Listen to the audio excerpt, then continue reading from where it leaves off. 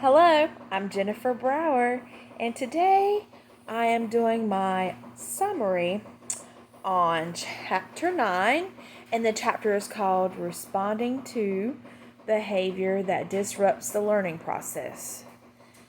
This happens a lot in school. I had a lot of classes where this happened. So let's talk about the chapter itself. In this chapter, there are different sections, and they all have to do with how you respond to the behavior and what you're supposed to do when you experience this behavior. The first section is called Effective Responses to Behavior That Disrupts the Learning Process. And in this section, you learn about what kinds of disruptions they are and how to deal with them. You can have a infrequent disruption, which means it's like every once in a while. And then you can have a frequent, which is like all the time. And usually that means that the child is either A, not getting enough attention at home, or they could have a learning disability. And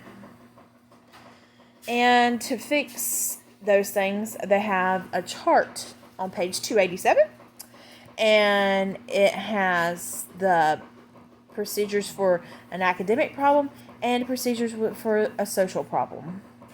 And it was good to see that chart, and I think it's going to be a good reference. The next section is responding effectively to inappropriate or disruptive behavior. When doing this, sometimes the kids just need to be moved, like in a different seat.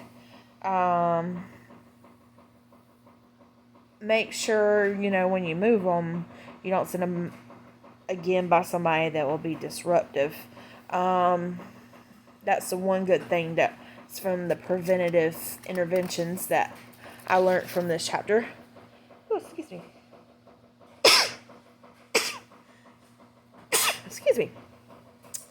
The initial interventions, I agree with this chapter because it says it's best to ignore the behavior, which that is the best thing to do. And then when it becomes like more disruptive, then that's when you use the other techniques like praising the student, who's positively engaged, but then like involve the student using his or her name and call on the student. And then after that, you could do a follow-up intervention, which is it follows to respond the indirect interventions, which means to make direct contact with the student. So one thing you could do is a disturbance of teacher's intervention, and it should be greater than the disruption, and it's intended to reduce the behaviors. Another thing you can do is be aware of non-verbal messages, like when a child responds, look at their body language. It's very key to keep an eye on how they respond, and you can tell usually if they're telling the truth about if they've done something good or bad. Another thing is when a student is being extremely disruptive, it's best to focus on the other student's attention on their task, then talk privately to the disruptive student. So what you do is you continue doing what you're doing, and then you can go and take the child out to the hall, or just say, can you come talk to me for a minute? I need to have a little chat with you. And let's talk about this behavior. And be really nice when you do it. Don't be the mean teacher. Just have like a neutral tone. And that's good. that was one good thing I learned from this chapter. The next section is the difficulty getting the attention of the entire class. There's all kinds of methods for this.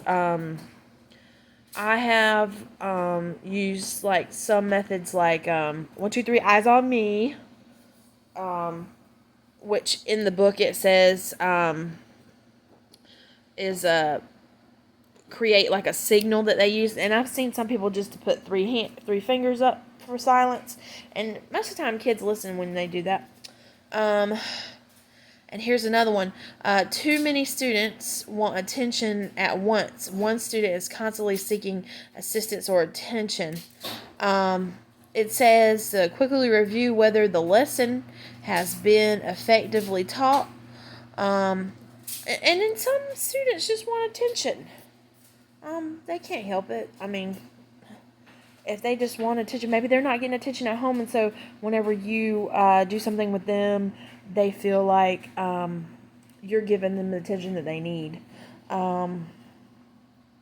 Another, and this is usually like kids in primary grades, it says. Another thing that I got from this section was, you have to go through and review and make sure you taught the lesson well, and that might be why they're seeking assistance or attention. And then it tells us about an activity for a student who will not be engaged in an instructional technique or activity.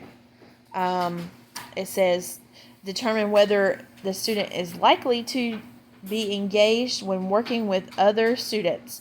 So you can see if they do better in groups or if they do better by themselves. But some students that don't want to be engaged, they come out when you put them in groups. Another section is, model self-control. You cannot, whenever you're upset with a student, you can't be all hateful and mean and be like, yeah. They don't like stuff like that. They don't like negative attention. They always like positive attention. And that's what this chapter talks about too. Responding, and that goes into responding effectively to defiant student behavior. You can't, if you're negative, then they're going to be negative. You got to always be positive. Also too, in this chapter, they talked about phases. And there's 3 phases. And the first phase is validating and clarifying. And the second phase is choices and options. And the third phase is an intervention. And this is the steps that you have to do to de-escalate a situation. We did that when I took NCI training. They teach us how to de-escalate a situation, how to get somebody calm without causing a bunch of attention. And some of the methods you can use timeout, as the book says. Another thing you can do is, I like to do the 5-minute breath. 5-second breath. You take a second, you breathe in, then you breathe out. And you do that 5 times. And then usually you're pretty calm. Deep breath in, deep breath out. Another thing in this chapter is, let's make sure I go over everything. Steps in responding to students' behavior when it fails to support the learning process. There's 5 steps for that. You have the nonverbal cue, the verbal cue, and indicate the choice the student is making. Student moves into a designated area, a room, or develop a plan. And then the student is required to go somewhere else to develop a plan. Well, that's if they can't get control after you do all those steps. That's when you would do that. I think that would be like a last resort. Another thing that this chapter covers is how you could do a worksheet, and it's called a problem-solving form. And some of the things on the problem-solving form are like rules we agree on, like treat others politely and kindly, treat school and personal property respectfully, follow the teacher's request, and I think that helps to let the child to know that it's responsible and respectful if you do something like that. It teaches them respect and how to be responsible for their actions. Another thing is why focus on problem solving rather than punishment.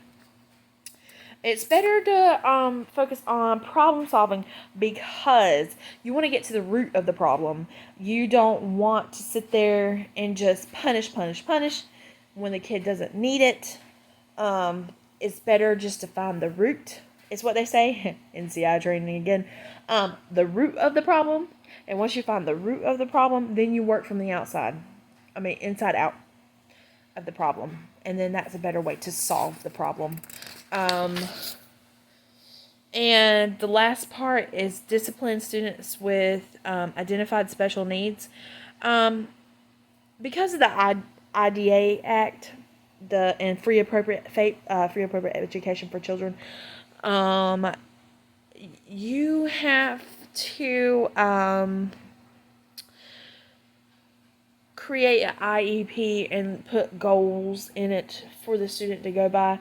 Most of the time, they have if your student has a lot of behaviors, they have a behavior plan, and it's best to go by the behavior plan because if you don't, then you have to have a behavior intervention. Which sometimes you have to have the behavior intervention before you have the behavior plan. And it's hard for some students to at first get a behavior plan without a behavior intervention, but that's for special needs. So if you notice anybody with special needs starting a new behavior pattern, you need to tell their teacher, their special education teacher, so they can know to observe the differences that are being presented at the time. So, this was the Chapter 8 summary, and it was pretty informative, even though I knew most of it. But like I said, it's best to be positive and then positively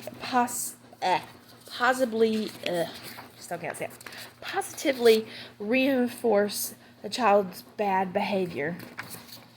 And even though they're disrupting the class, find the root of the problem is the best way to solve it. Goodbye.